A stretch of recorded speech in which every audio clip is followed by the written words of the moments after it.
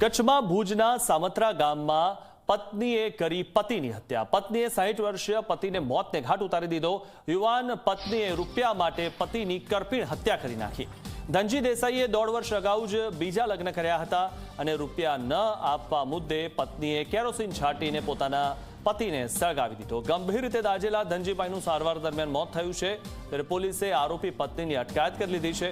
મહત્વનું છે કે ધનજી દેસાઈએ પહેલી પત્નીનું અવસાન થતાં મહેસાણાની કૈલાશબેન સાથે બીજા લગ્ન કર્યા, જેમાં કૈલાશબેને ધનજીભાઈની પ્રથમ પત્નીના તમામ દાગીના લઈ લીધા હતા, જે બાદ વધુ દાગીનાની પણ માગણી કરતી હતી અને આ ઉપરાંત તેણે ગામમાં એક મકાન પણ ખરીદ્યું હતું, જે માટે તે ધનજીભાઈ પાસે રૂપિયા માંગતી હતી। જો કે ધનજીભાઈ રૂપિયા ન આપતા વારંવાર ઝઘડો થતો હતો, જેમાં ઉશ્કેરાયેલી કૈલાશબેને પતિને કેરોસીન છાંટીને મારી નાખ્યો।